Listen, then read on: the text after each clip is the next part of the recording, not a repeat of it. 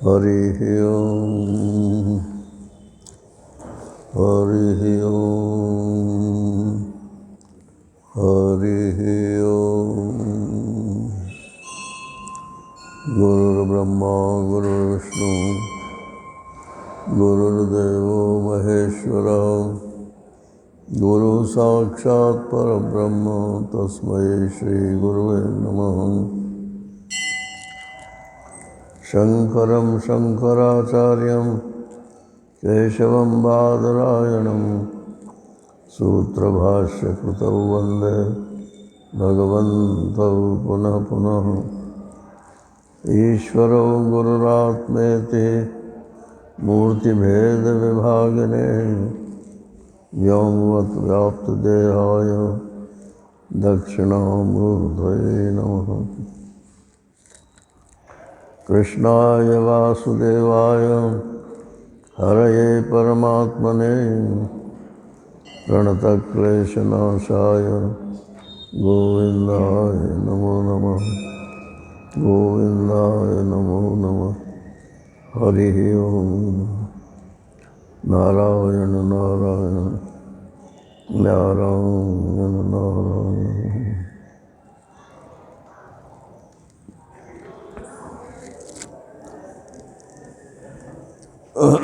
आज से ईशावास्य उपनिषद पर विचार प्रारंभ कर रहे हैं।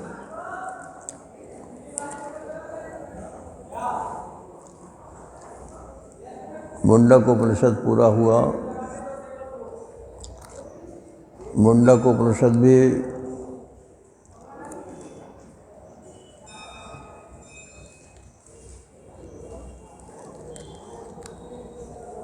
कौन सा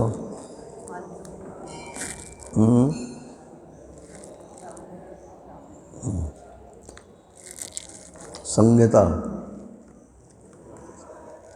संहिता का भाग था। वेद के 4 भाग हैं ना, एक संहिता भाग, एक ब्राह्मण भाग, एक आरण्यक भाग, एक उपनिषद भाग। तो संहिता भाग को ही मंत्र भाग बोलते हैं। तो मंत्र भाग जो है वो सब प्रामाणिक मानते हैं, कहते हैं ओरिजिनल वेद यही है। और बाद में फिर ऋषियों ने जैसे जैसे उनको सूझ होती गई उसमें ऐड करते गए। जो भी हो, लेकिन चारों की कीमत जो है वो बराबर है, क्योंकि इन चारों के अधिकारी अलग अलग हैं। मंत्रोपनिषद जो हैं उनके अधिकारी कर्मी लोग हैं, और जो ब्राह्मण भाग वाले हैं वो याज्ञिक लोग हैं, और जो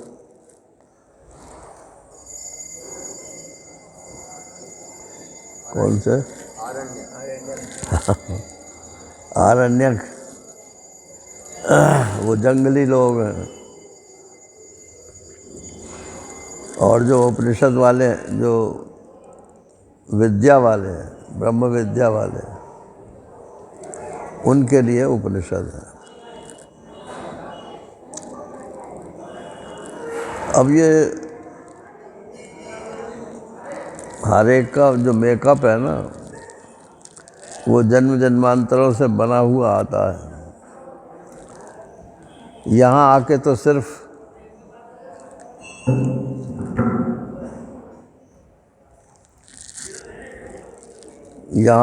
सिर्फ वो उज्जीवित हो जाता है। जैसे किसी में संस्कार वेदांत के शुरू से हों और फिर कोई महात्मा मिल जाए तो उसके संस्कार जो वेदांत के हैं वो जीवित हो जाएंगे। और किसी के पुराने संस्कार कर्मकांड के हों और वेदांती महात्मा मिल जाए तो नहीं होंगे, क्योंकि वो रोकेंगे जो उसके पुराने संस्कार हैं। हम लोग 175 आज अमरनाथ यात्रा जा रहे हैं हाँ, ये 10 बजे, तो आप लोग सबको साधुवाद आशीर्वाद दें। मैं तो यहीं से आशीर्वाद दे रहा हूँ। आप अपना कार्यक्रम जैसा चाहे वैसे करा। हम लोग तो जो है ना अमरनाथ यात्रा जा रहे हैं 175। हाँ हाँ।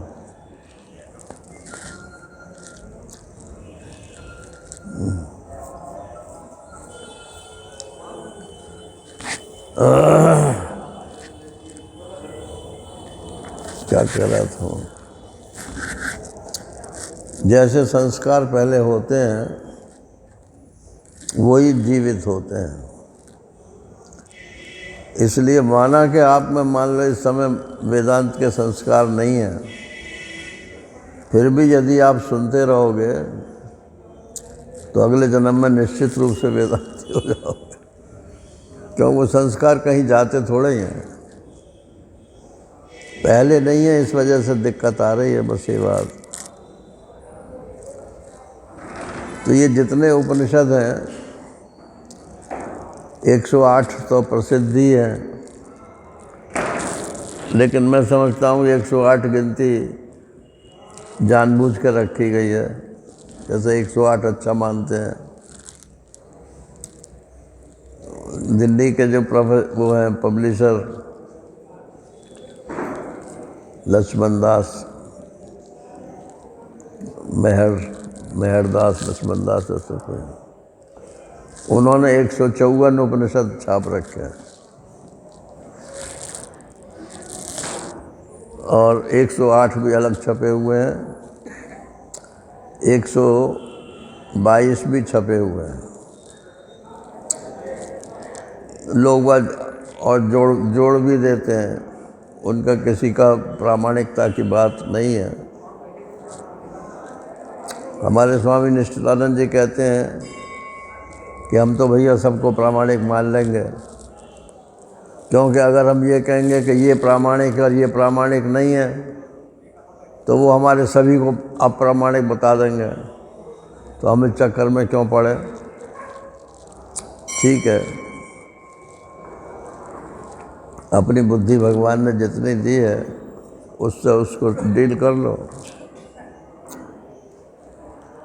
तो ये ईशावास्य उपनिषद जो है ये भी संहिता भाग का है, मंत्र भाग की उपनिषद है और सबसे छोटी उपनिषद है।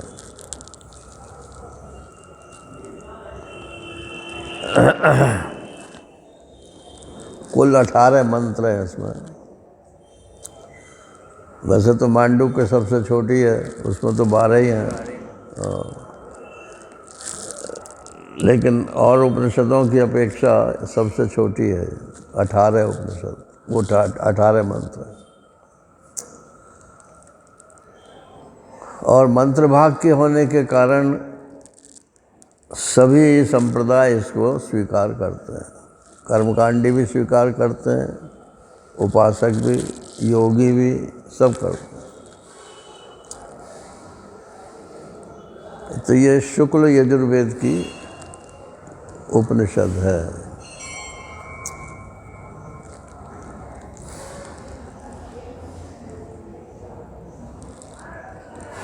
इसका नामकरण जो है ईशावास्य इसलिए है क्योंकि इसके मंत्र का पहला शब्द जो है वो ईशावास्य है। वैसे ज़रूरी नहीं है, अब जैसे केन उपनिषद है तो उसमें सबसे पहला शब्द केन है तो उसका नाम केन उपनिषद हो गया, परंतु सब उपनिषदों में ऐसा नहीं है। लेकिन इसके साथ ऐसा ही है कि पहला मंत्र इसका ईशावास्यमिदं सर्वम है, इसलिए इस उपनिषद का नाम ईशावास्य उपनिषद है।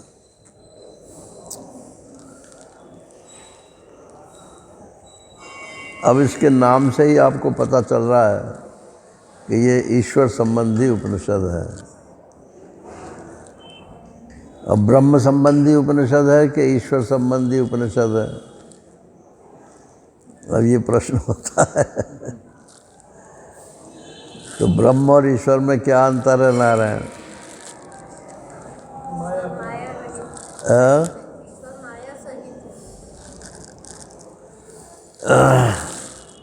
माया सहित कौन है? ईश्वर। और ब्रह्म है?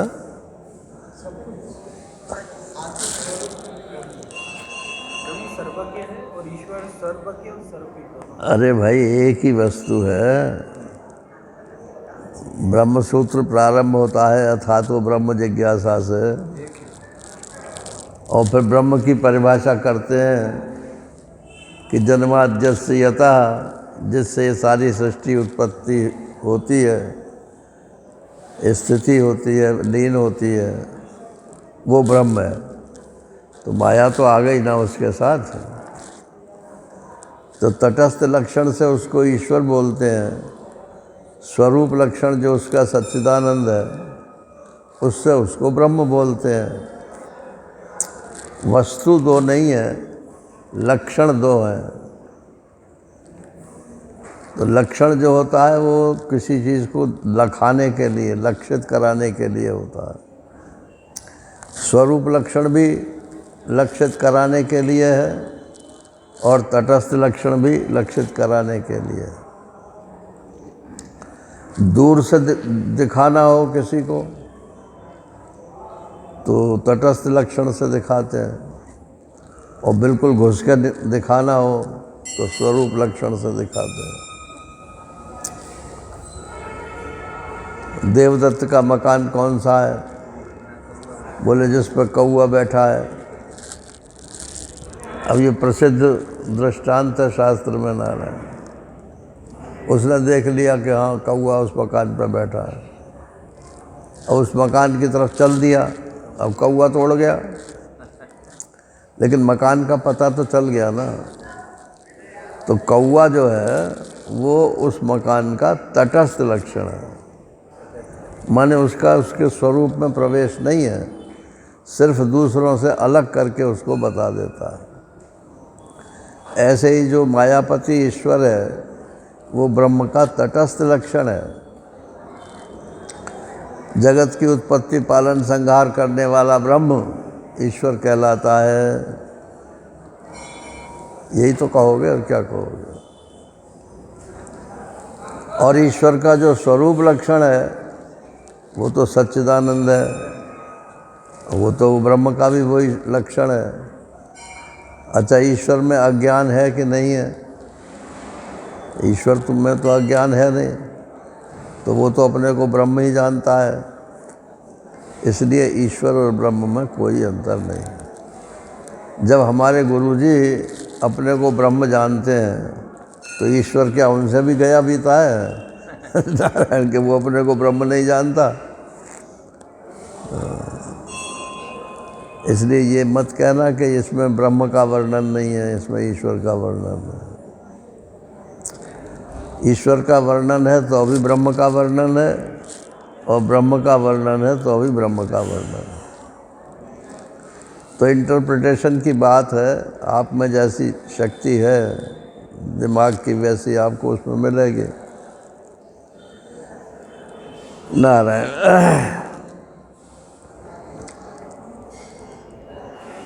अब इसका जो शांति पाठ है, वैसे शांति पाठ का अर्थ जानना जरूरी नहीं होता है, उसका वाचन करना ही जरूरी होता है।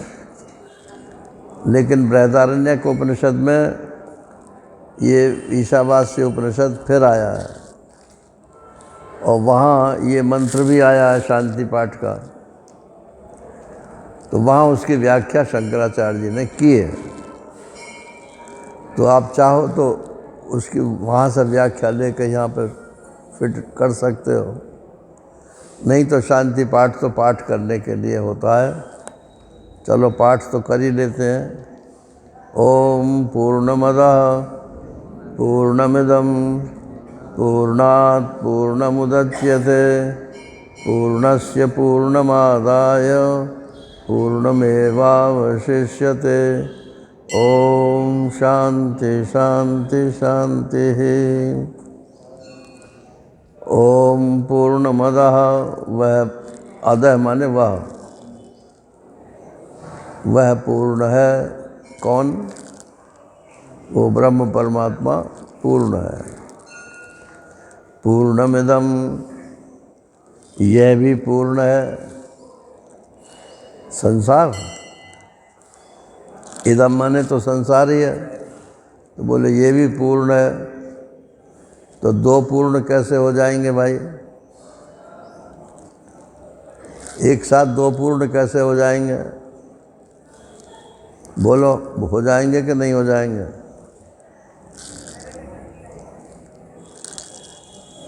हैं? जरा जोर से बोलो भैया कोई। अरे ये नहीं, जब है ही नहीं तो फिर एक और दो का सवाल कहाँ से है?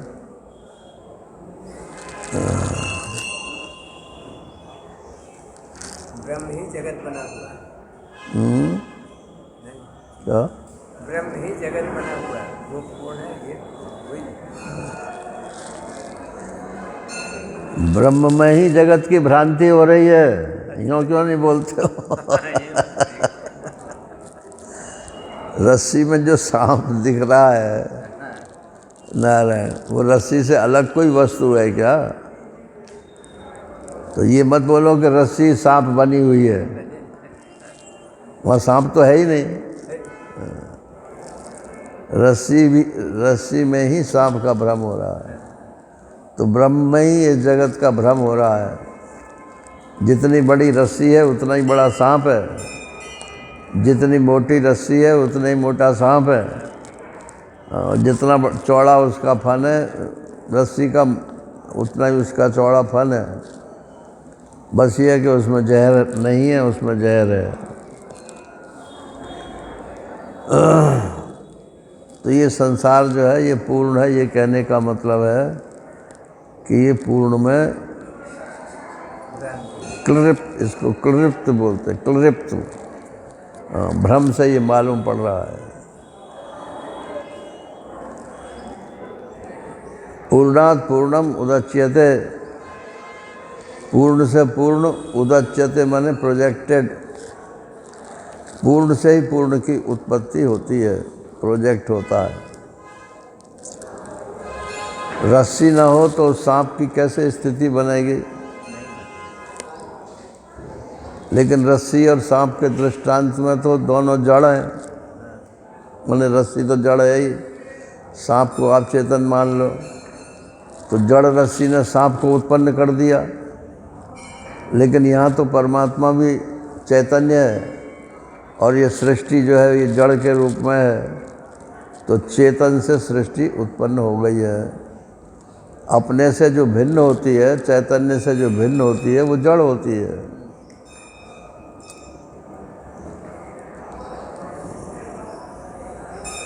जैसे आप सो के उठे मान लीजिए, तो ये आपको अपना शरीर दिखाई पड़ा कि नहीं? एक साथ आँख खुली और एक साथ आपको अपना शरीर दिखाई पड़ा, कहाँ से आ गया ये? It's only A projection of the mind. जो मन में घुस गया था पहले, वही फिर बाहर निकल आया। नारायण, है कुछ नहीं। फिर और थोड़ी देर जगह जगह हो गए, अरे फिर बोले मैं यहाँ सो रहा हूँ, फिर बोलेंगे कि ये मैं हूँ, फिर बोलेंगे मुझे ये काम करना है, फिर ये होगा, फिर वो होगा, सारा संसार खड़ा हो जाएगा। तो जैसे एक बार रस्सी में सांप का भ्रम हो जाए, फिर बोले ये इसकी पूँछ है, ये इसका मुंह है, इसका ये भोग है। नारायण, शरीर को भोग बोलते हैं, सांप के शरीर को भोग बोलते हैं। तो ये इसका भोग है। तो ऐसा है ये सृष्टि जो है, ये ब्रह्म चैतन्य में प्रोजेक्शन मात्र है। किसका प्रोजेक्शन है ये? तुम्हारा। आँख बंद कर लो, मुँह दो आँख, कहता हूँ कछु नहीं। लक्ष्मण जी ने परशुराम जी से कहा परशुराम जी ने कहा इस लड़के को हटाओ मेरी आंखों के सामने से। अरे भाई लड़के को क्यों हटाते हो, अपनी आंख बंद कर लो। इस सारी दुनिया को क्यों हटाते हो, अपनी आंख बंद कर लो। सारी दुनिया हट गई। तो बोले देखे नहीं क्या? नहीं देखो, आँख तो देखने ही के लिए बनाई है, लेकिन आँख इसके लिए नहीं बनाई है कि हम इसको इधर से उधर कर दें। ये हाथ बनाए हैं इसके लिए। फिर हाथ का काम भी बंद कर दो मान लो, तो फिर और किसी इंद्रिय का काम करेंगे। चैतन्य का क्या काम है वो करो। चैतन्य का काम सिर्फ प्रकाशित करना है। ये दुनिया है, दिख रही है, ठीक, तथास्तु। पूर्णस्य पूर्णमादाय, बोले उस पूर्ण में से ये पूर्ण प्रोजेक्टेड होकर निकल आया, तो उसमें कुछ कमी हो गई होगी पूर्ण में, पहले पूर्ण में। बोले नहीं, पूर्णम एव अवशिष्यते। पूर्ण में से पूर्ण निकाल भी लो तो ऐसे करके तो निकालेंगे नहीं, वो तो सिर्फ एक भावना है। एक चीज़ नहीं दिख रही थी फिर दिखने लगी, लेकिन पूर्ण में कोई फर्क नहीं पड़ता। तो इसलिए भाई ये दुनिया जो है परब्रह्म परमात्मा है का स्वरूप है। अब ये ऐसे बोलने से ना क्या होता है, परोक्ष में चला जाता है। ये दुनिया परब्रह्म परमात्मा का स्वरूप है, तो परब्रह्म कहीं होएगा, उसका ये स्वरूप है, और तुम कहाँ हो? तो पहले तो ये समझो कि मैं परब्रह्म परमात्मा से अभिन्न हूँ, फिर बोलो कि परब्रह्म परमात्मा का ये स्वरूप है, तो ये दुनिया आपसे अभिन्न हो जाएगी। यही उपनिषदों का तरीका है समझाने का।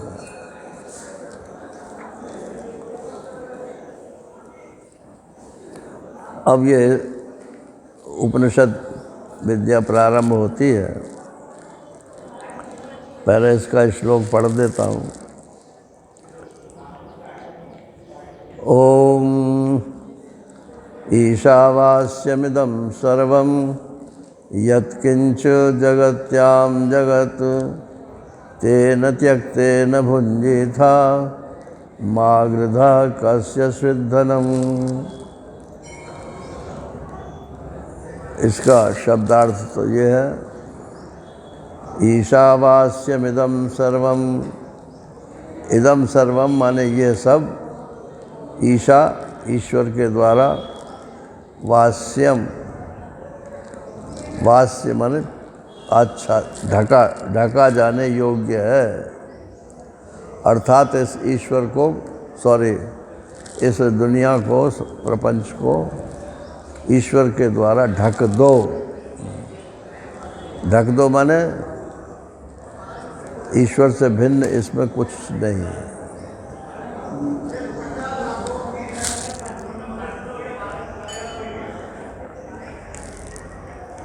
यत्किंच जगत्याम जगत, इस पूरे जगत में जो कुछ भी जगत है, जैसे ग्लोब आपने देखा होगा, है ग्लोब तो देखा ही होगा, सारी दुनिया गोल, उसमें सातों द्वीप आपको दिखाई दे जाएंगे, समुद्र दिखाई दे जाएंगे, सब दिखाई दे जाएंगे। उसी में आपका भारतवर्ष है, और भारतवर्ष में भी छोटा सा ये इंदौर का एक बिंदु आपको मिल जाएगा।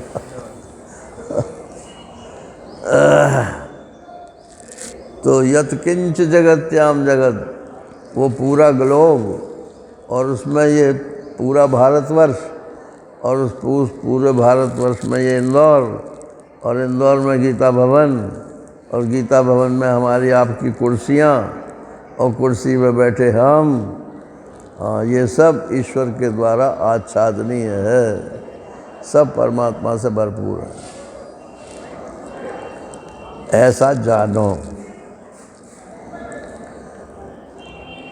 तेन त्यक्तेन भुञ्जीथा, अब इसका त्याग पूर्वक भोग करो। भुंजी था माने भोग करो। तो त्याग पूर्वक कैसे भोग करें?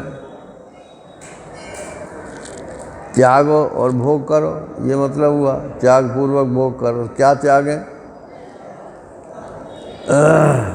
तो गीता जी ने तो बहुत लंबी चौड़ी फहरिस्त बताती। बोले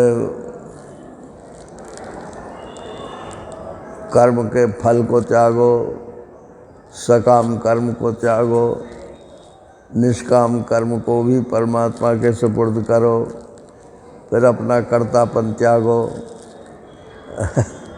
और फिर ईश्वर के कर्तापन को भी त्यागो। नारायण। और सब कुछ त्याग करके नैष्कर्म सिद्धिम परमाम संन्यासे नादि गच्छति। नारायण। नैष्कर्म सिद्धि को प्राप्त हो जाओ। तो त्यागो त्यागो त्यागो त्यागो।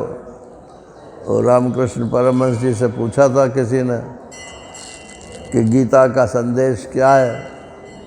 तो बोले गीता बोलो, मेरे सामने शब्द बोलो। बोले उसने कहा गीता। देखो जल्दी जल्दी बोलो। तो गीता गीता गीता गीता गीता। तो बोलो तागी तागी तागी, यही त्यागी त्यागी जो यही इसी का नाम गीता है। सारी गीता पढ़ डाली और जीवन में त्याग आया नहीं। नारायण। तो बेकारी है। गीता का सार है त्याग। और यहाँ क्या कह रहे हैं? तेन त्यक्तेन भुंजी था। यहाँ भी वही बात कह रहे हैं कि संसार का भोग तो कर सकते हो तुम, लेकिन पहले त्यागो तब भोग करो।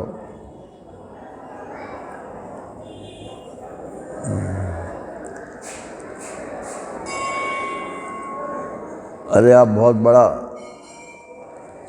बड़ी कमाई करना चाहते हो तो कोई विशेष योग्यता तो अपने में हासिल करो ना। उस योग्यता के अनुसार फिर आपको कमाई करनी हो जाएगी। और है ही नहीं कुछ योग्यता तो बोले चलो मजदूरी कर लेते हैं, तो वो तो बस वही मिलेगी 100 200 400 रुपये रोज के। और आपने कोई विशेष योग्यता प्राप्त कर ली है तो उसके हिसाब से आपकी होगी। आजकल तो लाखों में पैकेज पैकेज पैकेज बोलते हैं, इतने लाख का पैकेज उसमें भी कंपटीशन है। नारायण। तो उसके लिए कुछ मतलब अपने शक्ति का ह्रास त्याग करना पड़ता है। तो तेन त्यक्तेन भुंजी था। इसमें क्या त्याग है कि इसमें जो वासना पूर्ति का त्याग है वो त्याग है। ममता का जो त्याग है वो त्याग है। मोह का जो त्याग है वो त्याग है। गीता की तो यही समस्या है मुख्य। अर्जुन को ममता और मोह यही दो चीज़ें सता रही थी। ये सब मेरे हैं जिनको मैं मारूंगा। नारायण। और मेरे हाथ से ही मारे जाएंगे तो मेरे को पाप लगेगा। जाने कितनों को मार दिया अब तक। अर्जुन ने कभी भी ये नहीं बात बोली कि ये मेरे से मारे जाएंगे मुझे पाप लगेगा, लेकिन ये मेरे हैं इसलिए मेरे को पाप लगेगा।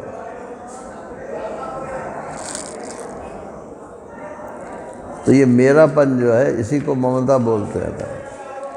और ममता में जो दृढ़ भाव है वो मोह है।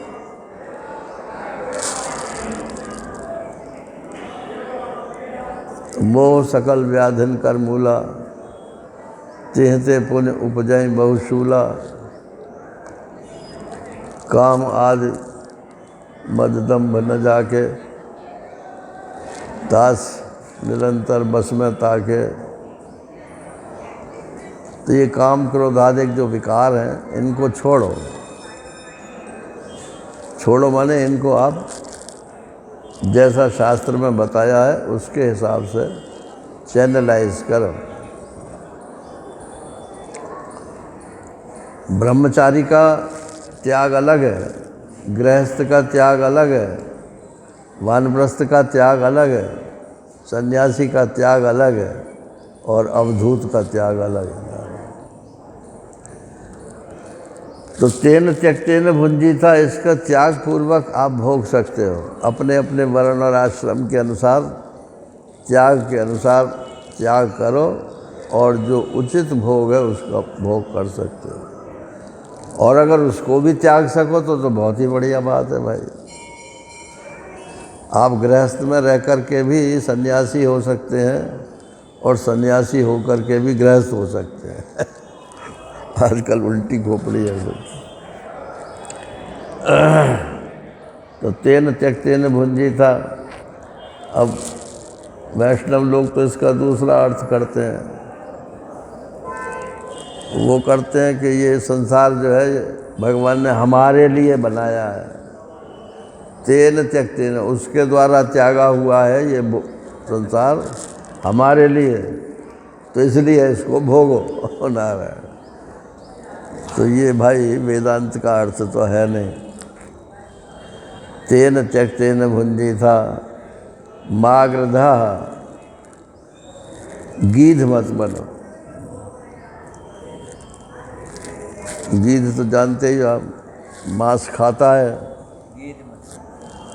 और बहुत दूर का देखता है। नारायण। समुद्र के इस पार संपाति बैठा था, वो बोले मैं देख रहा हूँ सीता जी जो है बैठी अशोक वाटिका में। तो बंदरों ने कहा कि हमको तो नहीं दिखती। बोले नहीं, गीध ही दृष्टि अपार। गीध जो है उसकी दृष्टि बहुत दूर तक जाती है। और गृद्ध माने होता है लालची, तो जिसकी जो लालची है उसकी भी दृष्टि बहुत दूर तक जाती है। अब अपना स्वत्व जो है उस पर तो जाती है ही, दूसरे के अधिकार पे भी जाती है कि ये भी मेरा हो जाए। नारायण। तो मागृधा, तो गीध मत बनो माने लालची मत बनो। कस्य शुद्धनम, लालच तो धन का ही है ना। तो बोले धन है किसका? ये किसका है ये धन? अर्थात किसी का नहीं है। आक्षेप है ये, भला किसका है ये धन? अर्थात किसी का नहीं है।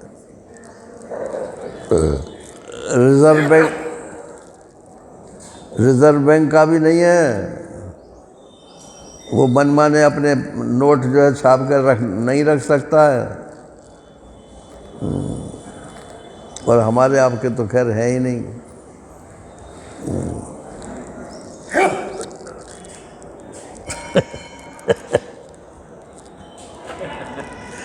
हनुमान की हूँ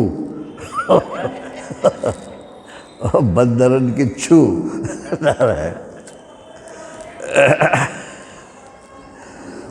तो मागृधा कस्य शुद्धनम, ये तो मैंने आपको शब्दार्थ कर दिया। अब इसका जो भाष्यार्थ है वो मैं फिर करूँगा। अब पहले जो इसमें भगवान शंकराचार्य बताना चाहते हैं वो सुन लीजिए। अगर इस शांकर संप्रदाय के अलावा जितनी भी टीकाएं हैं, सब टीकाकारों ने इस श्लोक का अर्थ कर्म करने में लगाया है। बस कर्म कर। इवन गांधी जी, उन्होंने भी ट्रस्टीशिप क्या था, ट्रस्टीशिप का सिद्धांत जो निकाला ना कि ये सारी संपत्ति तो भगवान की है, हम तो इसके ट्रस्टी हैं, सिर्फ इसका उपयोग कर सकते हैं।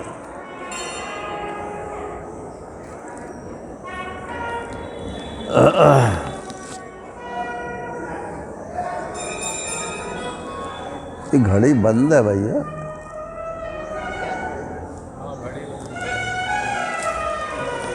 क्या वजह है? 9:40। मैं समझ रहा हूँ 9 ही बजे अभी तक। तो वो कहते हैं इसमें कर्म का कोई क्षेत्र नहीं है, क्योंकि कर्म का जो फल होता है वो 4 प्रकार का होता है। कर्म करो तो उससे या तो वस्तु बनेगी, और बनेगी तो उसको आप और किसी ढंग से भी कर सकते हैं। तो इसके लिए टेक्निकल शब्द दिए हैं। बोले आप्य, उत्पाद्य, विकार्य, आप्य और संस्कार्य, ये कर्म के फल हैं। जैसे आपने घड़ा बनाया मान लो, तो उत्पत्ति होगी घड़े की, उत्पाद्य। और फिर उसमें आपने पच्चीकारी कर दी, कुछ उस पर डिज़ाइन बना दी, तो ये क्या हो गया? ये संस्कार्य हो गया। इसमें आपने फिर नमक भर दिया, अब क्या हाल होगा उसका? गल जाएगी वो, तो वो विकार्य हो जाएगा। नमक भी न भरो, वैसे ही धर दो तो भी थोड़े दिनों में जो है वो विकृत हो जाएगा। और मान लो घड़ा बनाने की आप में हिम्मत नहीं है, तो कहीं से मांग के ले आओ, तो वो आप्य हो जाएगा। तो कर्म के ये 4 ही फल होते हैं। या तो कर्म के फल को आप कहीं से उधार ले लो, या तो अपने पुरुषार्थ से उसको उत्पन्न कर लो, या तो उसके पुरुषार्थ से उसको रंग लो, और नहीं तो विकृत तो होगा ही होगा। तो ये जो हमारा शरीर है ना, ये भी घट है। इसको घट क्यों बोलते हैं? घट माने जो गढ़ा जाए उसको घट बोलते हैं, घटित। तो घड़ा जैसे मिट्टी से गढ़ा जाता है, ऐसे ये भी पंचभूतों से गढ़ा हुआ है। हमने नहीं गढ़ा है, माता पिता ने भी नहीं गढ़ा है, ये भी बात सोच लेना। ये सब ईश्वर की कायनात है। माता पिता तो माध्यम है सिर्फ, और कुछ नहीं है। वो करते कुछ नहीं है।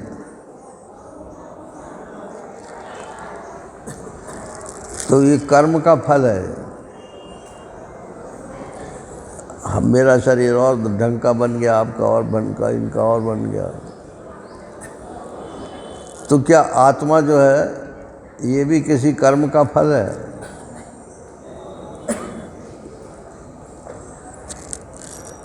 एक राजा की आत्मा, एक भिखारी की आत्मा, एक स्त्री की आत्मा, एक पुरुष की आत्मा, एक देवता की आत्मा, एक मजदूर की आत्मा, क्या सबकी आत्माओं में भी फर्क है? सबके मैं में तो फर्क है, क्योंकि सब अपने शरीर को मैं बोलते हैं, और इस शरीर में तो फर्क है ही है, इसलिए मैं में फ़र्क मालूम पड़ता है। लेकिन जब मैं का अर्थ आत्मा हो जाता है, तब फिर वो फ़र्क नहीं मालूम पड़ता, सब एक ही है। आत्मै वेदम सर्वम, श्रुति है, ब्रह्मै वेदम सर्वम, आत्मै वेदम सर्वम, नारायण। तो एक तो ये आत्मा जो है कर्म का विषय नहीं है, इसलिए इसमें कर्मकांड घुसाने की कोशिश मत करो। आत्मा का स्वरूप जैसे जैसे बताते जाएं, वैसे वैसे आप ग्रहण करते जाओ।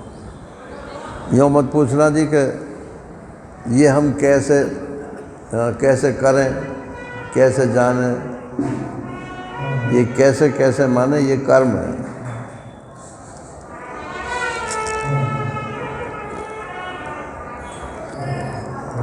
वस्तु, अरे रहने दो भैया, है, बैठ जाओ। वो लोग अमरनाथ यात्रा पर जा रहे हैं,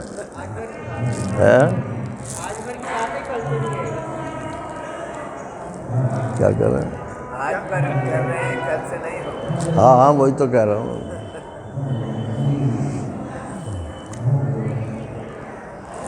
तो उनका तो विशेष है, और सत्संग तो रोज़ा नहीं होता। पाँच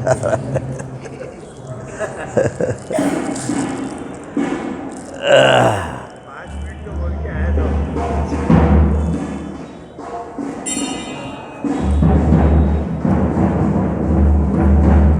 बंद कर दें और क्या।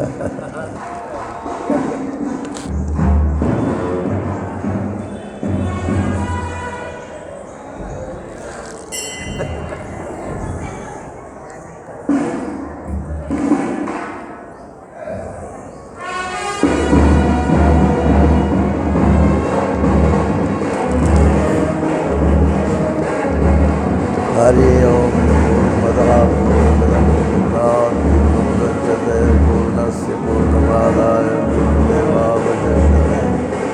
ओम शांति शांति शांति।